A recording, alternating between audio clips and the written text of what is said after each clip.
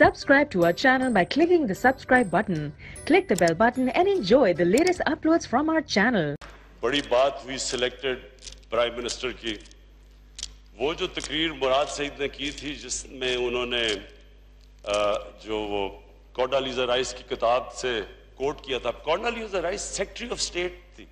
उसकी अपनी बायोग्राफी में वो कह रही है कि किस तरह उसने पीपल्स पार्टी के सरबरा और जनरल मुशर्रफ जो मिलिट्री डिक्टेटर था उनको इकट्ठा कैसे किया गया, कैसे करप्शन के केसेस मुशर्रफ को कहा गया कि माफ करो, और मिलके उन्होंने एनआरओ साइन करवाया अमेरिकन ने, और उसने ये भी कहा कि हमारे इंटरेस्ट में है कि ये इनका समझौता हो क्योंकि ये हमारे इंटरेस्ट प्रोटेक्ट करेंगे पाकिस्तान में। वो आज सिलेक्टेड की बात कर रहे हैं और इधर सिलेक्टेड की बात कर रहे हैं जिनको मैन्युफैक्चर किया था मिलिट्री डिक्टेटरशिप की नर्सरी में। तो मैं अपने लोगों को फिर से मुबारक देता हूं क्वालिटी जो स्पीचेस की थी। मैं खास तौर पे आज मैं हमाद को मुबारक देता हूं जिस तरह उसने कंडक्ट किया। हमारा लीडर इमर्ज किया है, यंग लीडर, और उसकी कंपोजर और जिस तरह उसने कंडक्ट किया, हम सब सारी हमारी पार्टी उसको मुबारक देती है और इंशाल्लाह उसने अपने आप को फेडरल मिनिस्टरशिप अर्न कर लिया। इसके बाद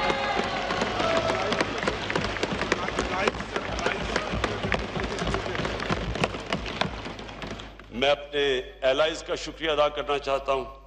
जिस तरह हमारे एलाइज हमारे साथ खड़े हुए, बड़ी हम सुन रहे थे कि जी गवर्नमेंट गिराई जाएगी, बजट नहीं पास होगा, बड़े बड़े नारे मारे गए, और वो जो 12th मैन है पॉलिटिक्स का वो सारों का हर दूसरे दिन इकट्ठा कर लेता है कि गवर्नमेंट गिराने के लिए। स्पीकर साहब, मैं समझता हूं कि पाकिस्तान जो अपने सबसे मुश्किल वक्त जो इस गवर्नमेंट को जो जिस तरह की जो खसारे मिले, सारे पब्लिक कॉर्पोरेशंस रिकॉर्ड खसारे कर रहे थे। एक इदारा नहीं था जिसका रिकॉर्ड खसारा नहीं था। जो इसके ऊपर हमाद ने बड़ी अच्छी तरह बात की कि जब पीआईए ले लें, बिजली ले लें, गैस ले लें, कोई इदारा ले लें, रिकॉर्ड खसारे करके छोड़ के गए। और मैं ये भी हैरत, मुझे यहाँ बैठ के मैं सुनता रहता हूँ, अल्लाह ने मुझे बड़ी जब से पॉलिटिक्स में बर्दाश्त दी है, मैं ये सुनता रहता हूँ जो बातें करते हैं कि ये आज तक कोई ज़हन मानता है कि आप तारीखी खसारा छोड़ के जाएं और आप दूसरों से पूछे जो आके संभाल रहे हैं, उन्हें कहें जी आप जवाब दें। ये कभी सुना है कि एक घर के ऊपर कोई एक घर का फर्द एक घर को मकरूज करके चला जाता है और जो बेचारे घर वाले होते हैं उनसे पूछता है कि जी बताओ आपने ये किया घर से? ये कभी हुआ ही नहीं है कि आप रिकॉर्ड डेफिसिट छोड़ के जाएं। और सिर्फ एक चीज है, आप जब कोई भी अगर इकोनॉमी को पता चलवाना है कि वो अच्छा कर रही है, बुरा कर रही है, सरप्लस में है या डेफिसिट में है, आपने मुल्क का पता चलाना है। जितनी भी इंटरनेशनल क्रेडिटिंग एजेंसीज हैं, मूडीज है, ये जो भी, वो सिर्फ मुल्क में एक चीज देखती है कि क्या आपका इंपोर्ट और एक्सपोर्ट, आपका करंट अकाउंट, क्या वो बैलेंस है, खसारे में या सरप्लस में है। तो जब भी एक इकोनॉमी खसारे में होती है, इसका मतलब कि उसके हालात बुरे हैं। जब वो रिकॉर्ड खसारे में होती है, इसका मतलब उसका रिकॉर्ड सबसे बुरा है। और जो खसारे में छोड़ के गए हैं वो जवाब हमारे से तलब कर रहे हैं और हमें ब्लेम कर रहे हैं कि जी आपने मुल्क से क्या किया। और फिर वही नेल्सन मंडेला की फेक आवाज के अंदर कि जी यो रुपया गिर गया, पता नहीं रुपया किधर गिर गया, जिम्मेदार तो आप हैं इसके।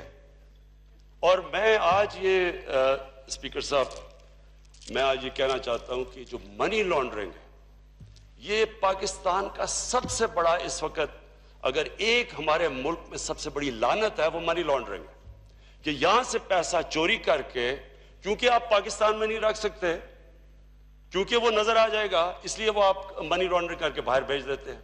दुगना लॉस करते हैं।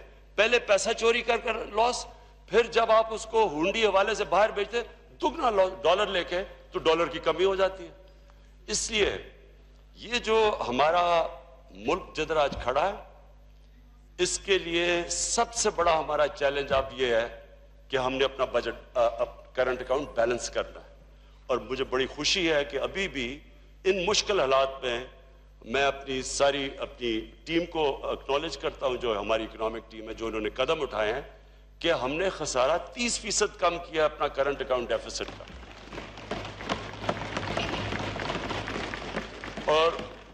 اور جو دوسرا ہم منی لانڈرنگ کے اوپر پورا اب آپ دیکھتے رہیں گے کہ پورا کریک ڈاؤن آئے گا، اس کے اوپر اب ہم پورے قدم اٹھا رہے ہیں کہ کسی قسم کی جو بھی انہوں نے پہلے لوپ ہولز دیے ہوئے تھے منی لانڈرنگ کے، وہ انشاءاللہ سارے بند کریں گے۔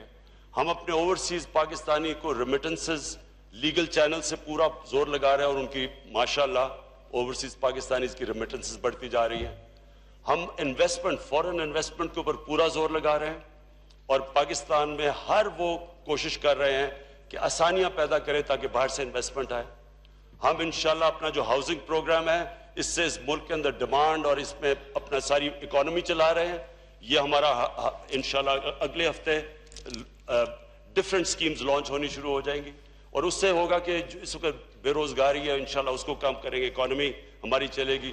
40 انڈسٹریز ڈائریکٹلی ریلیٹڈ ہے، وہ انشاءاللہ اس سے کھڑی ہوں گی، اور ہم نے امپورٹس ابھی کم کر دی ہیں، اور انشاءاللہ اور بھی جو بھی لگژری امپورٹس ہیں، جو ہمارے نے کہا کہ ایگزوٹک فوڈز آئٹمز ہیں، وہ بالکل ہم ان کے اوپر کام کریں گے۔ ہماری ساری کوشش یہ ہے کہ اس مشکل وقت کا جو بوجھ ہے وہ لوگ اٹھائیں جو اٹھا سکتے ہیں، یعنی پیسے والے لوگ جن کے پاس حیثیت ہے بوجھ اٹھانے کی، کیونکہ مشکل وقت سے تو ملک گزر رہا ہے۔ اس مشکل وقت کا جو بوجھ ہے وہ انشاءاللہ وہ لوگ اٹھا سکیں جن کے پاس کیپیبلٹی ہے، اور ہم پوری کوشش کریں کہ جو نچلا طبقہ ہے اس کے لیے کم سے کم اس کے اوپر پریشر پڑے، اور اس کے لیے یہ بجٹ میں بھی پوری کوشش کی ہے۔ احساس پروگرام ہے ہمارا، اس میں 100 ارب تھا، 100 ارب سے ہم نے 190 ارب پہ کر دیا ہے، تاکہ